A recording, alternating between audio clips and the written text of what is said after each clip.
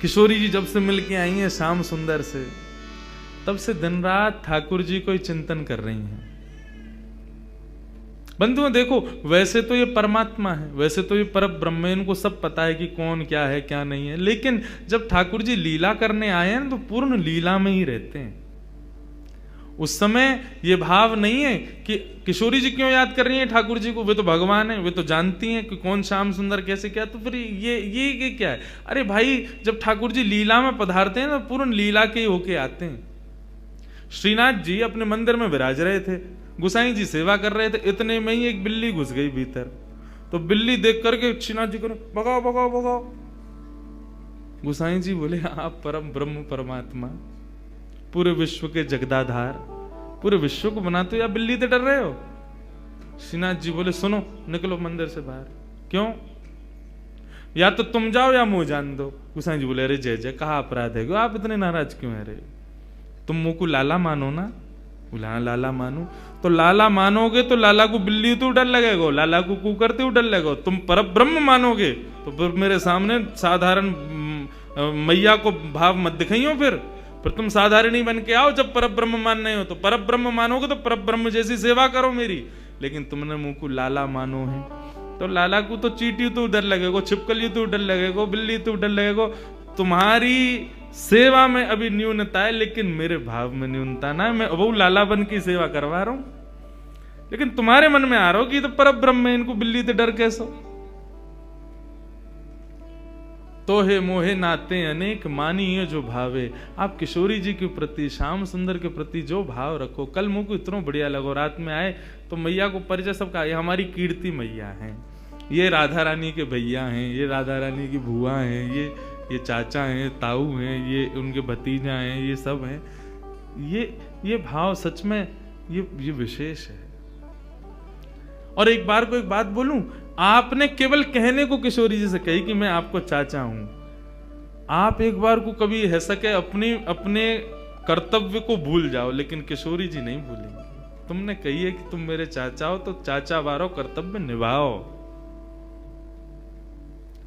ठाकुर जी की भक्ति में तीन चीज बहुत जरूरी, विश्वास, दूसरा संबंध, और तीसरा समर्पण। जब तक ठाकुर जी की भक्ति में कोई संबंध ना हो, विश्वास ना हो, समर्पण ना हो, सबसे पहली सीढ़ी है विश्वास। विश्वास करो, हाँ। दूसरी सीढ़ी है कोई भी संबंध, और संबंध भी आप पूछो हम ठाकुर जी से कौन सा संबंध बनाए। देखो, संबंध जैसे पुत्र होता है ना, तो आप पूछोगे नहीं कि मैं इसका पिता बनूंगा अब। अरे पुत्र हुआ तो पिता हो ही आप उसके। संबंध कभी बनाए नहीं जाते, संबंध हो जाते हैं। ठाकुर जी को देख के जो भाव प्रकट हो वही ठाकुर जी को मान लो। और कई लोग ऐसे कहते हैं हमारा कोई भाव ही प्रकट नहीं होता, तो अभी कथा सुनो, सत्संग करो, संतों का संग करो। अभी तो तुम स्कूल में प्रवेश करने लायक ही नहीं हुए हो, तो फिर ठाकुर जी संबंध कैसे बनाओगे? पहले अपनी संगत सुधारो, अपनी रंगत सुधारो, अपना सब कुछ सुधारो। जिस दिन ठाकुर जी को देख के कोई भाव आ जाए, उस दिन समझना अब मैं योग्य हो गया ठाकुर जी संबंध बनाने के। उस दिन उसी भाव से ठाकुर जी से, किशोरी जी से संबंध भाव रख लो। तो किशोरी जी अब चिंतन कर रही हैं ठाकुर जी का। श्याम सुंदर के नेत्र, श्याम सुंदर के कपोल, श्याम सुंदर की मुख मुस्कनियां, श्याम सुंदर को सर्वांगीण अंग वा को चिंतन चल रहा है किशोरी जी के चिंतन में। और वही हाल यहां श्याम सुंदर को है, रात भर करवट बदल रहे हैं, बार बार विचार कर रहे हैं कहाँ है वो, कौन की छोरी आई ऐसी अपनों ऐसा पागल सा बना के चली गई है, कब मिलेगी, कब आवेगी। रोज जामे यमुना पुलिन पर खोजें, लेकिन किशोरी जी के दर्शन ना हो। मैं आज किशोरी जी ने मन बनाया, बोले आज नंदगाम चलेंगी। समस्त गोप ग्वाली जितने भी किशोरी जी की सखी सहचरी हैं, सबसे किशोरी जी बोली आज नंदगाम चलेंगे। अरे नंदगाम बहुत दूर है, और तू ना जाने मां कौन रे, चलिया माखन चोर मरकट बंधु। हमने सुनिए टेढ़ी टेढ़ी सी चाल चले और सबन को अपनो दीवानो बना ले, सबन को अपने चंगुल में फंसा ले, ऐसी मीठी मीठी बात करे। वामेते एक व्यसन निकले, वह व्यसन को कोई एक बार चख ले तो वह व्यसन के बिना रह ना पावे। किशोरी तू जो कहेगी सो करेंगे, लेकिन नंदगाम ना जाएंगे। अच्छा चल नंदगाम ना जाएंगे, नेक दूर तक चल रहे। और करते करते किशोरी जी के मन में बार बार भाव, जानो तो नंदगाम है। एक एक करके सखियां सब छोड़ती जा रही हैं। अरे मेरी तो सास बुला रही होगी, मेरे घर में बालक रो रहे होगो, आदि आदि करके सब सहचरियां वहां से चली गई। अकेली किशोरी जी पहुंच गई नंदगांव। जैसे ही नंदगांव पहुंची, नंदगांव पहुंच करके किशोरी जी सबसे पूछें, कुंवर कान्हा कहाँ रहे? कुंवर कान्हा को घर कहाँ है? इतने में एक बूढ़ी सी अम्मा आई और वहां ने आकर के जैसे किशोरी जी की मुख की कांति और सौंदर्य को देखो, अरे लाली कहा भयो, कौन को खोज रही है? मैं कुंवर कन्हई को खोज रही हूँ, वो कहाँ है? बोले तो ना पता घर कहाँ है? बोले ना पता, आजा मैं लेके चलूं। सोई बूढ़ी सी अम्मा को हाथ पकड़ करके किशोरी जी जा रही हैं, गोकुल में भ्रमण करती भाई।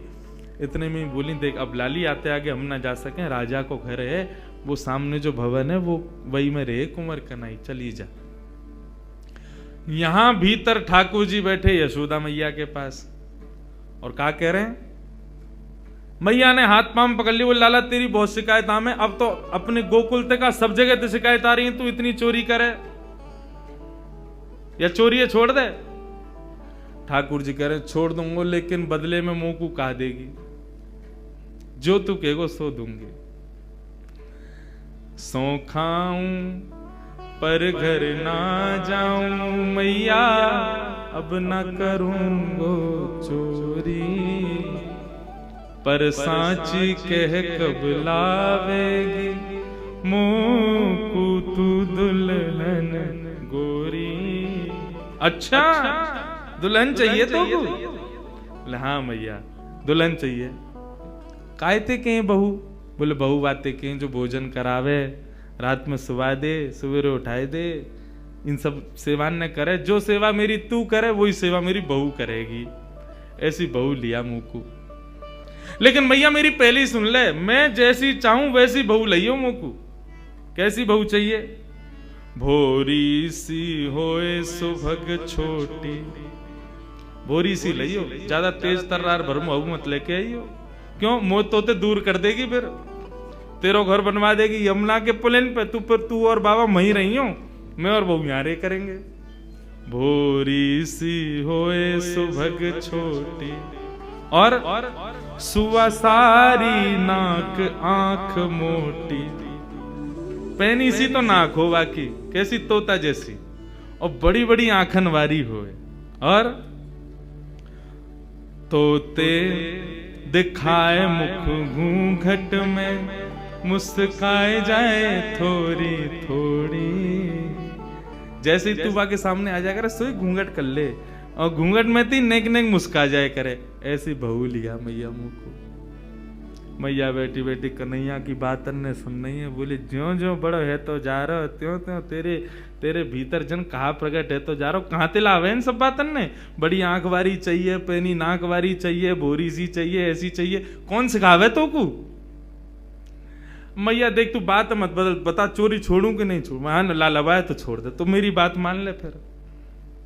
और मैया सुन, मैया एक बात तो समझाऊं, जब ब्याह करवे जाऊंगा ना, बलदाऊ संग न ले जाऊं, बलराम ना लेके जाऊंगा। मैया बोली क्यों ना लेके जाएगा? मैं कह रहा हूं वो गोरो है, कहीं बहू को मन लास्ट में बदल गो तो बाकी माला पहना दई तो, या हमारे बलराम ना लेके जाऊंगा। मैया एक बात तो समझाऊं, बलदाऊ संग न ले जाऊं, बाबा ते कह के मगवाए दे, चढ़वे को सुंदर घोड़ी। अब घोड़ी मगवा मुकू, अब ब्याह करवे जाऊंगा मैया। मैया बोली लाला ये सब चले तेरे मन में, यही सब करे तू बाहर वन में जाके, ते मधुमंगल श्रीदामा आगे दिन ते यही सब सीख के आवे तू। बंधुओं देखो ये सब चर्चाएं हैं ना, आज देखो यहाँ ज्ञान भक्ति वैराग्य सब बाहर खड़े हैं, यहाँ केवल प्रेम चल लो भीतर। यहाँ पर श्याम सुंदर और किशोरी जी के वही चर्चा जो हम ब्रजवासी को बहुत प्रिय है, जो हम कोई के आगे ना बोलें वो बातें हैं। क्योंकि सब जगह अधिकारी नहीं मिलते ऐसे, यहां मिले हैं तो सुन लो। मैया अभी घोड़ी मंगवा दे, तू तो बाबा ते अभी कह दे मेरे काजे को घोड़ी लिया आवेंगे। और मैया मेरी एक बात और सुन ले, मैया एक बात मेरी और सुन ले। कहा गोपिन पे मंगल गबवाए दे। गोपिन ने बुलाया कि अभी तो मंगल गान शुरू करवा दे तू तो घर में, और मोय गोरो दुल्हा बनाए दीजो, ऐसो श्रृंगार कर दियो मेरो कि मैं गोरो है जाऊं। मोय गोरो दुल्हा बनाए दीजो, कहूं हंसे ना वहां की छोरी। मैया मेरो ब्याह करा दे। इतने में ही बाहर से किशोर जी, अरे कुंवर कन्हैया, कुंवर कन्हैया। जैसे किशोरी जी बाहर से पुकारन लगी, श्याम सुंदर बोले मैया, मुझे लगा बहू आ गई दिखे, ये तो स्वर का ही सुनो दिखो मैंने। ठाकुर जी दौड़ करके बाहर गए तो सामने किशोरी जी खड़ी हैं। आहा, किशोरी जी को जैसे ही देखो, जैसा रूप भीतर वर्णन कर रहे, जाके काजे कर रहे, वही आ गई। वारे विधाता, तेने कैसी सुनी मेरी? मैं तो मैया ते अभी कह रहे और वही है गया सामने। इतने में ही पीछे से यशोदा जी निकल करके आई, और जैसे ही यशोदा जी ने नंद भवन के द्वार पर नन्ही सी किशोरी जी को देखो है, किशोरी जी को देख करके यशोदा मैया के मन में भाव आयो, अरे विधाता, मेरे मन में तो बचपन से ही हती कि लाला के काजे सुंदर सी एक बहू लेके आऊंगी, आदि आदि। अभी लाला की बात विनोद में सुन रही, लेकिन हे विधाता, ये जो सामने खड़ी है मेरे, यहाँ को रूप कैसा, कैसी कैसे कैसे चपल से नेत्र हैं, या कि कैसी मृगनैनी है, या कि मुस्कान कितनी सुंदर, या कि चाल कितनी सुंदर, या कि रूप कितना सुंदर। मोहित है गई। यशोदा मैया ने परिचय ना पूछो कौन है, सीधी बोली लाली निक इतकुआ। किशोरी जी पास गई, निक मैं तो को हृदय से लगा लूं अपने। हाँ मैया लगाए लो। जैसे किशोरी जी को हृदय से लगायो, यशोदा मैया के नेत्रन से अश्रु प्रपात है लगो। ऐसी शीतलता को अनुभव, जो शीतलता को अनुभव सदैव कन्हैया को हृदय से लगावे में आवे, वो पहली बार कोई बालक को हृदय में लगावे में आयो है। कौन है लाली, कहां ते आई है, तेरो गांव कहां है? मैया तुम बढ़िया ते जानो मुझे। कौन हो? मैं वृषभानु जी की लाली हूं। कीर्ति मैया, मेरी मैया आपकी बड़ी अच्छी सहेली। अच्छा,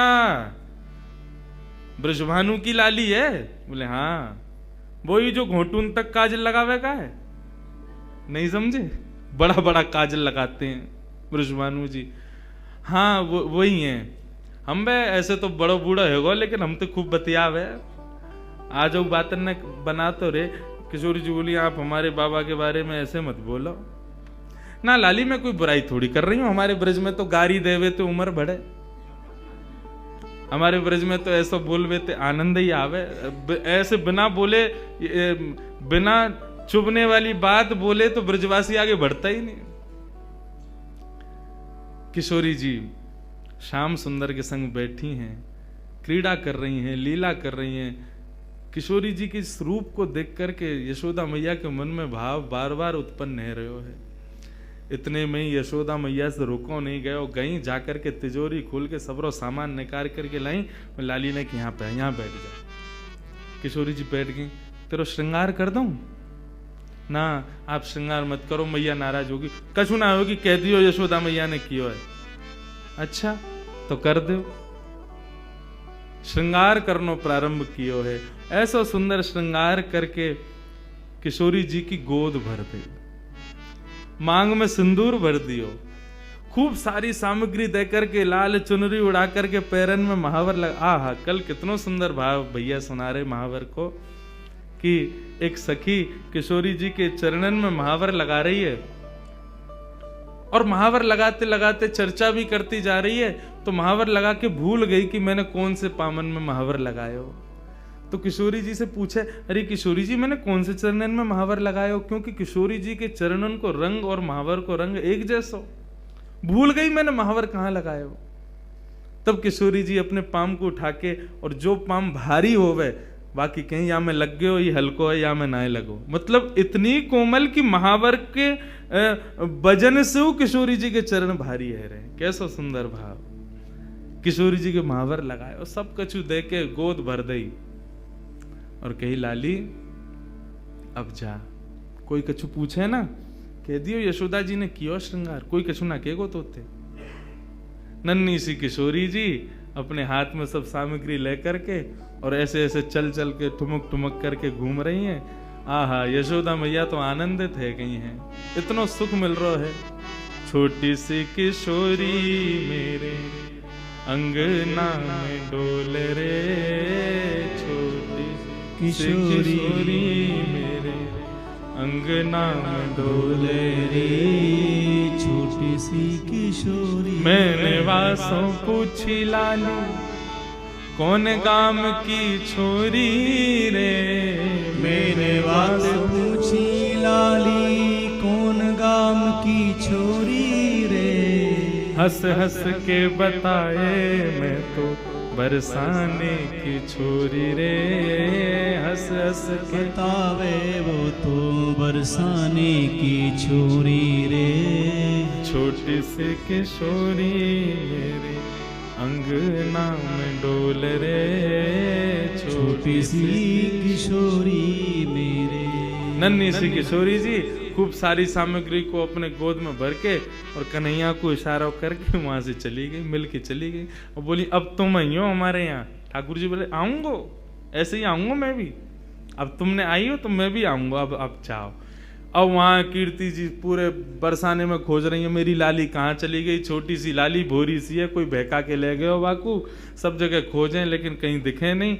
इतने में ही देखो नंद भवन के मार्ग से और किशोरी जी तो महाराज वैसे ही सुंदर, और इतनो सुंदर श्रृंगार यशोदा मैया ने कियो। पत्रावली को श्रृंगार कियो है किशोरी जी के, सुंदर सुंदर पत्रावली बना करके किशोरी जी को श्रृंगार कियो। जैसे ही किशोरी जी आई कीर्ति दौड़ करके गई, हृदय से लगायो लाली तू कहां गई, मैं कब तक खोज रही। और ये कहा भयो, ये तेरी मांग कौन ने भर दी, और ये तेरे होटन पे लाली मां कौन ने रच दी। पामन में महावर, ये पाजेब, कौंधनी, गले में हार, इतना सामान ये सब कौन ने कियो। मैया मैं गई नंदगाम, वहां पे यशोदा मैया ने मेरा श्रृंगार कर दिया। कीर्ति मैया श्रृंगार देख के समझ गई, बोले कि यशोदा जी ने गोद भर दी मेरी लाली के। चिंता है गई कीर्ति जी को। बरसाने की एक सखी पूर्णमासी बुलवायो, सबसे बूढ़ी बड़ी वही है, वही ब्याह कराती डोले नंदगाम बरसाने में। पूर्णमासी आई, पूर्णमासी से कीर्ति मैया बोली मैया देखियो मेरी लाली को कैसो श्रृंगार कर दियो, कहा का सामान दे दियो, या सबको मतलब कहा समझू मैं। बोले अरे या को मतलब सीधो सीधो है, कहा बोले वो अपने लाला को तेरी लाली ते ब्याह करनो चाह मैं, और का मतलब है, या को गोद भराई कर दी तेरी लाली की। हम्बे वह छोरा तो करूंगी मैं अपनी लाली को ब्याह, कारो कलूटो माखन चोरी करतो डोले सब जगह, और गोपीन के पीछे डोले, टेढ़ी सी चाल चले, टेढ़ो से मुकुट पहने, वग बारे में खूब सुनो मैंने, कारो सो बातें तो ना करूंगी मैं। मेरी लाली तो देखियो कैसी दूध जैसी गोरी, और वह कार्य के संग खड़ी होगी, कोई अच्छा लगे। पूर्णमासी बोली देख रूप रंग तो सबके अलग अलग रहे, ऐसा तो है ना जैसी तेरी लाली है वैसे ही आपको वर मिलेगो, जैसी गोरी ये वैसे ही आपको मिलेगो। अरे चंद्रमा की शोभा भी तब होवे जब काली निशा छा जाए, बाकी बिना चंद्रमा कैसे दिखेगो। भले ही तेरी लाली को वहां से ब्याह होगो, बगल में खड़ो होगो, देखेंगे तो सब तेरी लाली कोई तो को कहा पड़ी है वहां में। और रही बात चोरी की, तू कह रही है चोरी कर तो डोले, चोरी करे यो करे, कौन चोरी ना कर रहा दुनिया में। जगत में जो देखे सब चोर, दुनिया में सब चोर हैं, कौन चोरी ना कर रहा है। आप जितने बैठे हो सब चोरी कर रहे हो, यहां बैठ के क्या कर रहे हो, ठाकुर जी के सुंदर अंतरंग लीला को यहां सुन रहे हो, ये चोरी नहीं है तो क्या है, ये चोरी है रही है। वह कन्हैया के पीछे पड़े हुए हैं सब, लेकिन दुनिया में चोर कौन नहीं है। सूरदास जी वर्णन कर रहे हैं, राज्य के चोर हैं राजा रानी, शहर चोर व्यापारी। और 5 चोर सबके उर्माही, कौन पुरुष कौन नारी। 5 चोर हैं हमारे भीतर, कौन कौन से? कौन कौन से? काम, क्रोध, लोभ, मोह, ईर्ष्या, या फिर ऐसा कह दें ये जो पंच ज्ञानेंद्रिय, पंच कर्मेंद्रिय, ये सब हमारी चोर हैं। सब चोरी कर रहे हैं। चोरी से बच कौन रहा है? ब्रह्मा चोर आए वृंदावन, बालक बच्च चुराए। ब्रह्मा ने पूरी सृष्टि बनाई, बहु चोरी करके गए हो। कन्हैया के नेक नेक से ग्वाल बाल और बछड़ा ने चोरी करके ले गए। और इंद्र चोर पृथु के हाय, बहु पाखंड बनाए। पृथु महाराज जब अपनी श्रीमद् भागवत में कथा आती है, पृथु महाराज अश्वमेध यज्ञ कर रहे थे। 100 अश्वमेध यज्ञ होने में 99 पे ही अधूरा रह जाता था। क्यों? 100वां घोड़ा जो होता था इंद्र चोरी करके भाग जाता था। इंद्र ने चोरी करी। शंकर चोर हरत बहु अवगुण, शिव शिव जोई पुकारे। जो भी शिव शिव गावे, शंकर वाके सबरे अवगुणन को हरण कर ले तो वो चोर है। संत चोर हरि हृदय चुराए, जो त्रिभुवन विस्तारे। ये जितने भी संत महात्मा बैठे हैं, कथावाचक बैठे हैं, ये सबरे चोर हैं। क्यों? त्रिभुवन नाथ स्वामी के कथा गुणान वानन को गान कर करके लोगन के चित्त को चुरा ले, ये सबरे चोर हैं। सब मिल चोर, सब मिल चोरी करी श्याम की, जो जासे बन आए।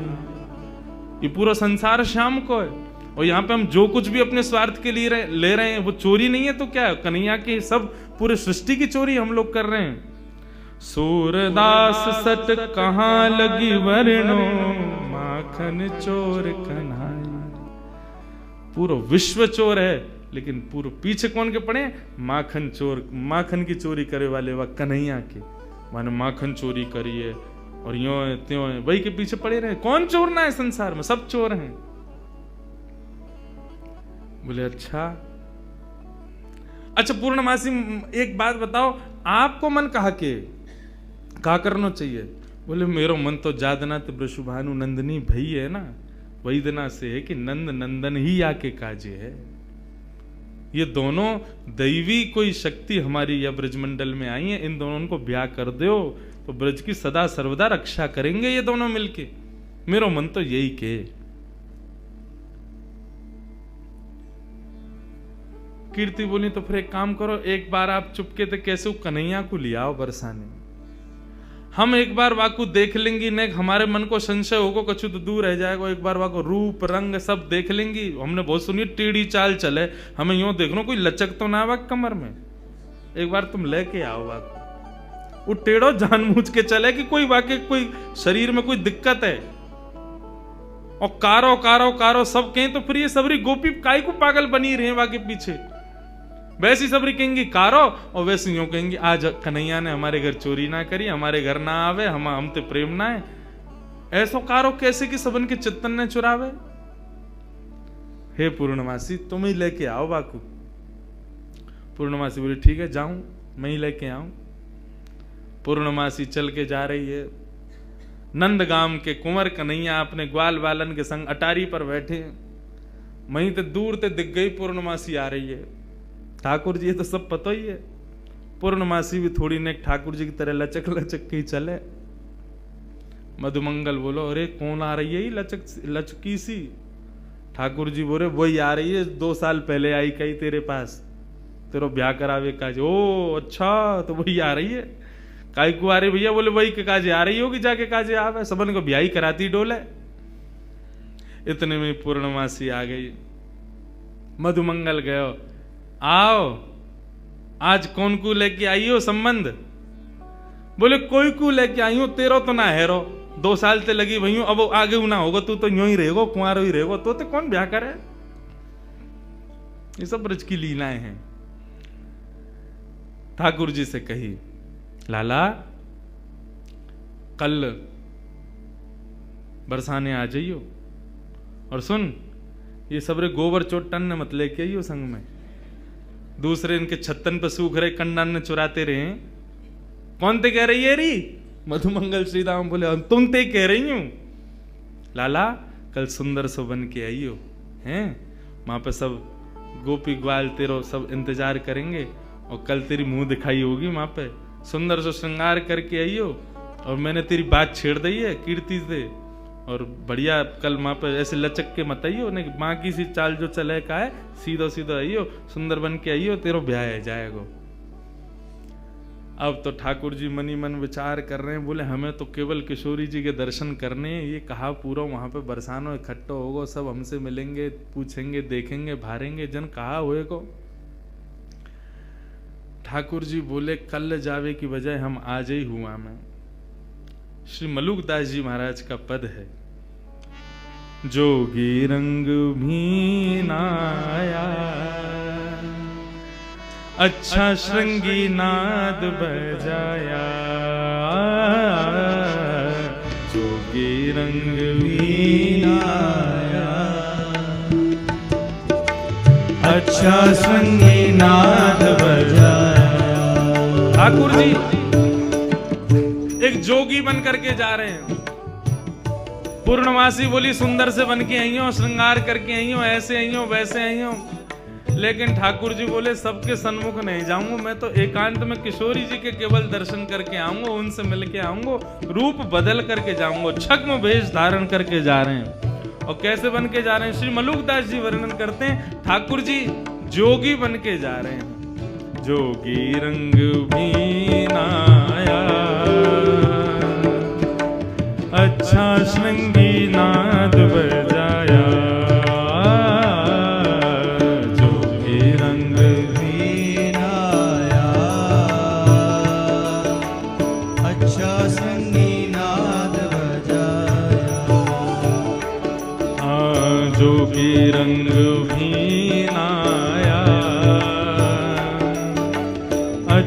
श्रृंगी नाद बजाया,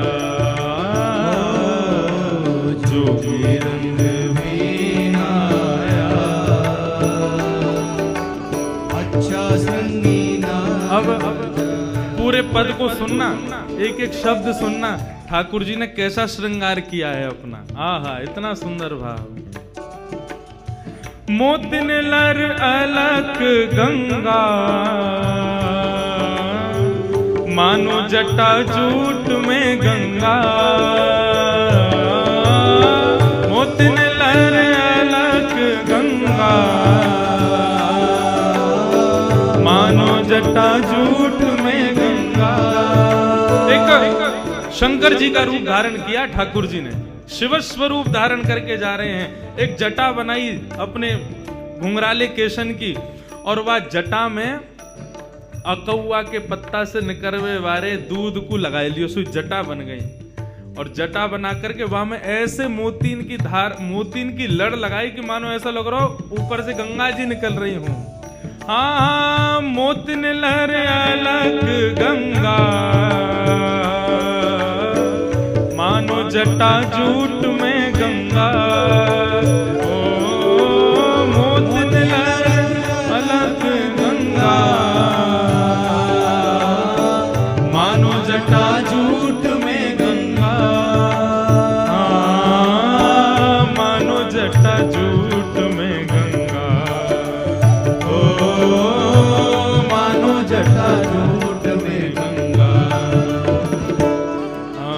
जोगी रंग भी नाया, ओ अच्छा श्रृंगी नाद बजाया।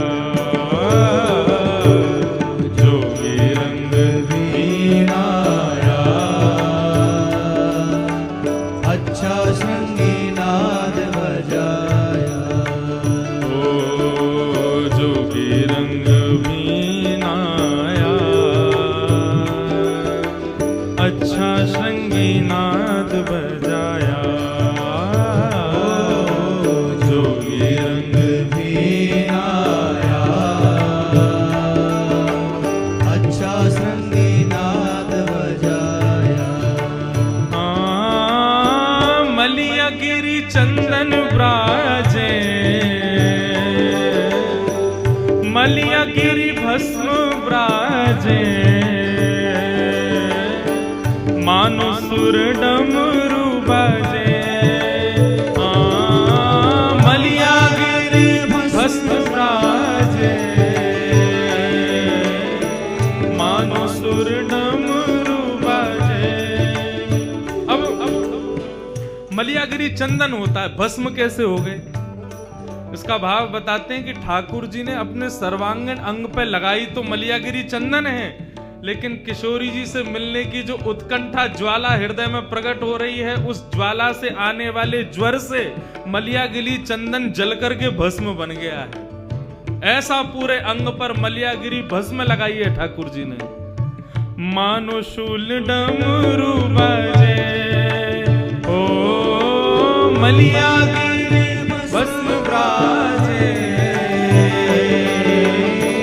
मानो सुर डमरू बाजे, मानो सुर डमरू बाजे, ओ मानो सुर डमरू बाजे। जोगी रंग भी नाया, अच्छा श्रृंगी नाद बजाया। ओ जोगी रंग भी नाया, अच्छा श्रृंगी नाद बजाया। बोलो नंद नंदन भगवान की जय हो।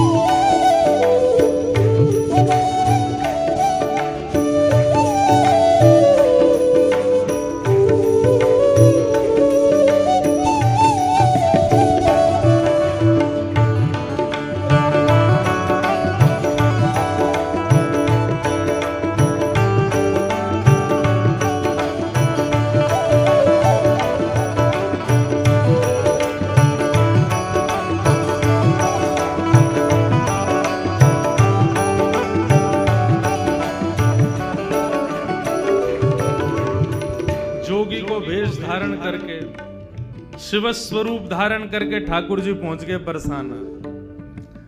अब बरसाने में अलग निरंजन डमरू बजाते हुए घूम रहे हैं पूरे बरसाने में।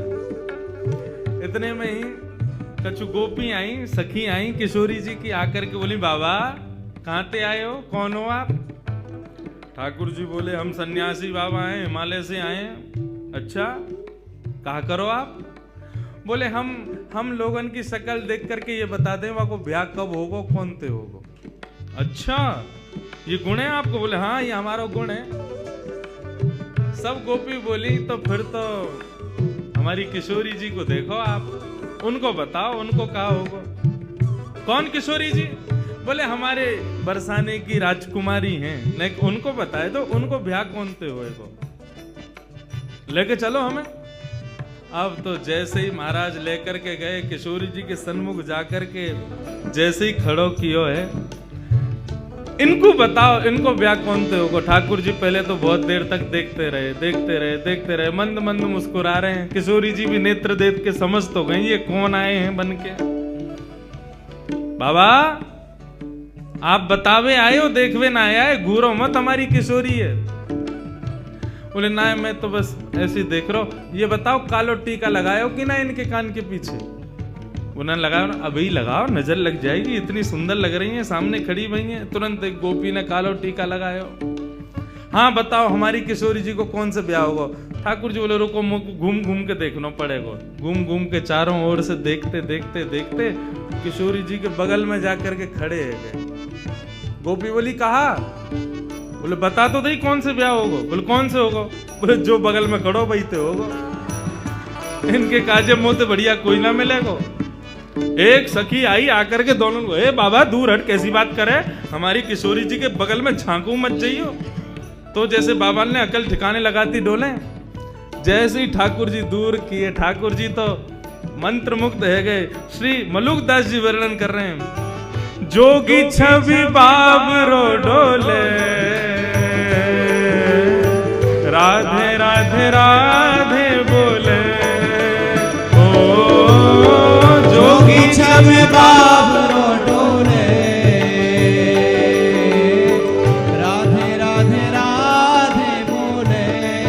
अरे हाँ, जोगी छवि बाबरो डोले, राधे राधे राधे बोले। ओ जोगी छवि बाबरो डोले, राधे राधे राधे बोले। अरे हाँ, राधे राधे राधे बोले। ओ राधे राधे राधे बोले। हाँ जोगी रंग मीनाया, अच्छा श्रृंगी नाद बजाया। ओ जोगी रंग मीनाया, अच्छा संगीनाद बजाया। ओ जोगी रंग मीनाया,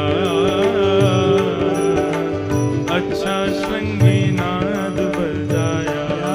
ओ जोगी रंग मीनाया, अच्छा संगीनाद बजाया। मलुकदास जी वर्णन कर रहे हैं किशोरी जी को परकोटा में लेके गोपी सब आगे खड़ी है, बोले भाग यहाँ थे, हम समझ गए तेरे मन में खोट है, हमारी किशोरी जी के पास आके बगल में छुए को प्रयास करे। ठाकुर जी बोले ठीक है हम चले जाएंगे, लेकिन वाते पहले हम अपनी सिद्ध की हुई भभूति दे के जाएंगे सबन को। गोपी बोली हमको ना चाहिए, बोले भभूति तो हम देंगे। और हाथ में भभूति लेकर के मलियागिरी चंदन की समस्त गोपीन के ऊपर जैसे ही फूंकी, सारी गोपी मूर्छित होकर के गिर गई। ठाकुर जी किशोरी जी को लेकर के वहां से भाग गए। और मलुकदास जी कह रहे हैं मोहन मंत्र फूंक दे मारी, सब ब्रज मोहिनी डारी। ओ मोहन मंत्र फूंक दे मारी, सब ब्रज मोहिनी डारी। हाँ सब ब्रज मोहिनी डारी। हाँ सब ब्रज मोहिनी डारी। जोगी रंग मीनाया, अच्छा श्रृंगी नाद बजाया। ओ जोगी रंग मीनाया, अच्छा संगीनाद बजाया। अरे हाँ, जोगी सब संतों का प्यारा, शरण मलूक ने माना। ओ जोगी सब संतों का प्यारा, शरण मलूक ने माना। हाँ शरण मलूक ने माना। ओ शरण मलूक ने माना। ओ जोगी रंग मीनाया, अच्छा श्रृंगी नाद बजाया। ओ जोगी रंग मीनाया, अच्छा संगीनाद बजाया। हाँ अच्छा श्रृंगी नाद बजाया। ओ अच्छा संगीनाद बजाया। अरे हाँ अच्छा श्रृंगी नाद बजाया। ओ अच्छा संगीनाद बजाया। ऐसे श्याम सुंदर गए और जाकर के रूप बदल करके सब गोपियों को मोहन मंत्र से ही मोहित करके और किशोरी जी को वहाँ से लेकर के यमुना पुलिन पर पहुँच गए। और वहाँ यमुना पुलिन पर पहुँच के दोनों को सुंदर रास विहार भयो। बंधुओं, ठाकुर जी की 4 लीलाएं हैं। कुंज लीला, निकुंज नीला, निभृत निकुंज नीला, 3 लीलाएं हैं। कुंज लीला, निकुंज लीला, निभृत निकुंज लीला। कुंज लीला में समस्त ब्रजवासी भी हैं, ठाकुर जी के सखा भी हैं और किशोरी जी की सहचरियां भी हैं। लेकिन जैसे ही निकुंज लीला प्रारंभ होती है तो वहां पर केवल किशोरी जी की सखियां और ठाकुर जी, वहां पर सखाओं का प्रवेश नहीं है। महाराज का एक भाव ऐसा बताया जाता है कि ठाकुर जी जब महाराज करने के लिए गए तो ग्वाल बाल नहीं गए, बोले गए थे, लेकिन पहले ही गोपियों ने महाराज के बाहर परकोटा बना दिया और उस परकोटा में सुंदर सुंदर सुंदर सुंदर गोपियों को वहीं पर रास की भूमिका में प्रविष्ट करा दिया। वहीं फुब्बारे लगा दिए, वहीं गोपियां रास कर रही हैं, वहीं पर सुंदर भोज्य पदार्थ लाए जा रहे हैं, वहीं पर पेय पदार्थ लाए जा रहे हैं। तो ग्वाल बाल बाहर परकोटेन में ही खड़ी हुई गोपीन में ही मोहित है कि वहीं रह गए। भीतर के रास में तो श्री ठाकुर जी ने प्रवेश किया। ये चित्र मैंने दर्शन किया था श्री सरस कुंज जयपुर में। वहां पर महाराज जी अपने अनुभव से चित्र बनवाते थे, तो वहां उन्होंने परकोटा बनवाया रास भूमि के बाहर, और वहां रास में चारों तरफ छोटी छोटी कुंज बना करके वहां कुछ गोपों को ही सखी बना करके वहां गोप ग्वालों को ही सखी रूप में खड़ा करवा दिया समस्त गोपियों ने। मतलब ग्वाला ही चुनरी ओढ़ करके आंखल में कजरा लगा करके उनको कछु दिए होंगे गोपीन ने, कछु मोह दिया होगा तो माखन दे देंगी, तो को दही दे देंगी, तो को ये करनो कहा सखी बन के खड़े है जाइयो बाहर, और का करनो कन्हैया के संग जितने ग्वाल वाल आमेंगे सबन को मोहित कर लियो अपने ऊपर। तो ठाकुर जी के ग्वाल वाल तो बाहर के परकोटा में ही रह गए, भीतर तो ठाकुर जी ने प्रवेश किया। तो निकुंज लीला में केवल श्याम सुंदर, किशोरी जी और किशोरी जी की सहचरियां। लेकिन जब निवृत्त निकुंज की लीला प्रारंभ होती है वहां पर किसी का प्रवेश नहीं है। वहां केवल श्याम सुंदर और श्री किशोरी जी, केवल इन दोनों के भाव ही विद्यमान होते हैं। इसके अतिरिक्त कोई भी वहां नहीं विराजता है। उस निवृत्त निकुंज की लीला का ना तो वाचन किया जा सकता, ना श्रवण किया जा सकता, केवल उसका अनुभव किया जा सकता है कि ठाकुर जी की ऐसी लीला चल रही होगी, ऐसा भाव हो रहा होगा, ये हो रहा होगा।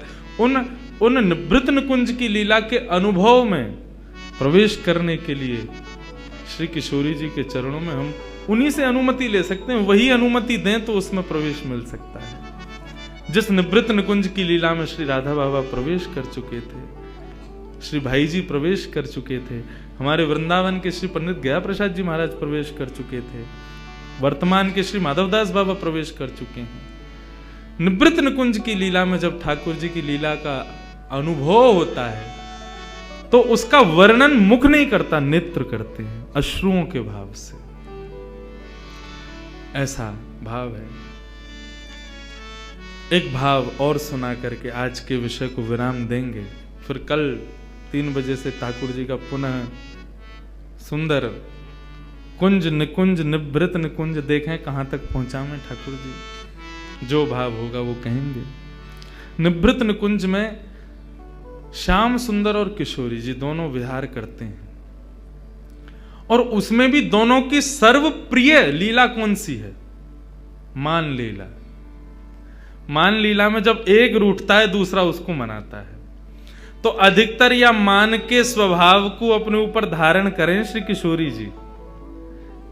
हां, डेली मान करेंगी, और कन्हैया चरण दबा रहे हैं, कभी कछु कर रहे हैं, कभी उनकी मनपसंद वस्तु लेके आ रहे हैं, कभी उनके सामने नृत्य करके दिखा रहे हैं, कभी कछु गा के सुना रहे हैं, कभी कोई रूप की वैचित्रता प्रकट करके किशोरी जी को हंसावे को प्रयास करें। किशोरी जी यहाँ मुंह कर लें, यहाँ ते मना में तो इधर मुंह कर लें, और यह तरीका ते ठाकुर जी की और किशोरी जी की मान लीला चले। लेकिन लाल जी हमारे इतने निपुण हैं, किशोरी जी मान करें तो घड़ी लगा करके चंद मिनट में ही ठाकुर जी उनको मना लेते हैं, उनको हंसा देते हैं, क्योंकि वो उनके अंदर खूबी है। और फिर दोनों रास विहार करते हैं।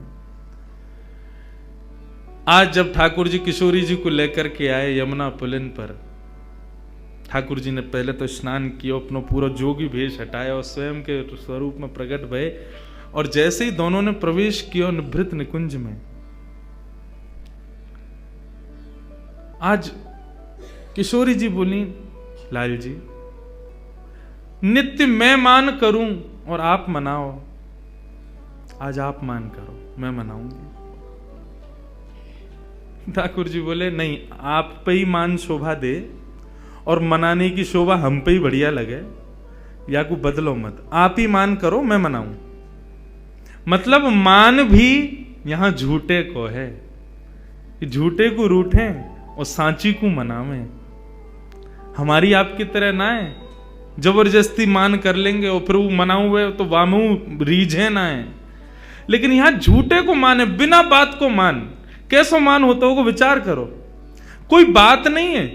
ठाकुर जी काय बात से मनाते होंगे, अरे मुझे गलती है, मैं ऐसा ना करूंगा, कोई कछु करो हो तब तो मान करो, लेकिन मान ही झूठे को है। ठाकुर जी किस भाव से मनाते होंगे किशोरी जी को। लेकिन आज किशोरी जी बोली नहीं, आज आपको हमारी बात माननी पड़ेगी, आप मान करो, हम मनाएंगे। ठाकुर जी बोले मैं मान करूं? बोले हाँ आज आप करो, मुंह को सुख देवे के काजे आप मान करो। ठाकुर जी बोले ठीक है, तो आज हम मान करते हैं, आप मनाओ। और जैसे ही मान करके ठाकुर जी मुंह फुला के रूठ के और बैठे, देखो कैसी लीला, रूठ करके ठाकुर जी बैठ गए, मुंह फेर लियो। अब किशोरी जी कभी ठोड़ी पकड़ करके अपनी ओर कर रही हैं, हे श्याम सुंदर कहा भयो, मौसम बोलो। ठाकुर जी फिर मुंह फेर लें। किशोरी जी अच्छा, तो आपको मयूर नृत्य बहुत प्रिय, देखो देखो मैं मयूर की तरह नृत्य करके दिखाऊं, तभी मयूरन को बुलाए लें, सामने असंख्य मयूर प्रकट हो जाएं, उन सब के मध्य में किशोरी जी नृत्य करें, आकाश से देवी देवता भी केवल श्रवण करें, क्योंकि निभृत निकुंज की लीला में वे भी दर्शन नहीं कर सकते, वे भी कान लगा करके सुनते रहे कि अरे किशोरी जी नृत्य कर रही हैं, उनके नूपुरन से प्रकट होने वाली ध्वनि कितनी मधुर है, किशोरी जी कितनी मधुर लग रही होंगी। हे श्याम सुंदर आप मान मत करो, रीझ जाओ, किशोरी जी को श्रम है रो है। लेकिन ठाकुर जी देखे ही नहीं रहे। किशोरी जी बोली अच्छा नृत्य से नहीं माने तो कछु भोज्य पदार्थ लाऊं। ठाकुर जी का जी मिष्ठान रबड़ी और अब सब किशोरी जी ने स्वयं सिद्ध कियो, और सिद्ध करके ठाकुर जी के आगे 56 भोग लगाए, और एक एक वस्तु उठा करके ठाकुर जी को कह रही लाल जी पाओ ना, मैं अपने हाथन से पवा रही हूं, मैंने देखो कैसे बनायो, ये दोहरी गाय के दूध की रबड़ी है, अरे कैसी सुगंधी आ रही है। ठाकुर जी तिरछी नजर तो देख तो ले, मुंह में एक बार जीभ पे चाट तो ले, लेकिन मान कर रहे हैं, माननो ना है, रीझनो ना है। अच्छा तो आप नहीं खाओगे तो फिर मैं ही खाए लूं याकू। जैसे किशोरी जी खावे बैठे सोई ठाकुर जी हाथ बढ़ा के बाद छीन लें धर लें, आप सो ना खाऊंगा खुद खा लूंगा, ऐसा मान करें। लेकिन किशोरी जी थक गई मनाते मनाते। ठाकुर जी ज्यों ज्यों मान में प्रवेश कर रहे हैं त्यों त्यों वो मान असली रूप धारण करते जा रहा हो, सत्य है तो जा रहा है। किशोरी जी ने खूब प्रयास किया कि श्याम सुंदर मान जाएं, लेकिन नहीं माने। एक दिन पूरा बीत गयो, एक रात्रि पूरी बीत गई, दूसरो दिन पूरा बीत गयो, दूसरी रात्रि पूरी बीत गई, तीसरो दिन बीत गयो, तीसरी रात्रि पूरी बीत गई, लेकिन ठाकुर जी ने मान नहीं छोड़ा। ठाकुर जी मन में सोच रहे हो बहुत पीछे पड़ रही, मान करो, ले कल ले मान, हमारा मान आज के बाद कहेंगी और ना कि तुम मान करो। लेकिन किशोरी जी को जब श्रम हुआ, मनाते मनाते मनाते जब हार गई, तो किशोरी जी नीचे नजर करके ऊपर एक अटारी पर एक शिला पर श्याम सुंदर बैठे हैं, और किशोरी जी नीचे हाथ रख के बैठी हैं और श्याम सुंदर को बार बार देख रही हैं। बोले आपको 3 दिन से हमने मुस्कुराते भय ना देखो, आपके चेहरे पर एक प्रसन्नता ना देखी। लाल जी आप जानो ये कितनों कष्ट दे रहे हो हृदय को, एक बार मान जाओ श्याम सुंदर। लेकिन ठाकुर जी नहीं माने। किशोरी जी के नेत्र से विरह के अश्रुबिंदु जब प्रकट हुए, और उन अश्रुबिंदुओं ने जब नेत्रों से गिर कर के पृथ्वी का स्पर्श किया, जैसे वो अश्रुवृंद पृथ्वी पर गए, पृथ्वी का स्पर्श करते पृथ्वी के नीचे बह रही हैं यमुना। यमुना में जैसे ही उस अश्रु ने प्रवेश किया, यमुना का जल उष्ण हो गया, गर्म हो गया, लाल पड़ गया, बिल्कुल खौलने लगा। यमुना तुरंत अपने भैया यमराज के पास जाती हैं और यमराज से कहती हैं, यमराज तुम्हारे नरक में क्या इतनी वेदना किसी को दी जाती है जितनी वेदना अभी किशोरी जी को हो रही है।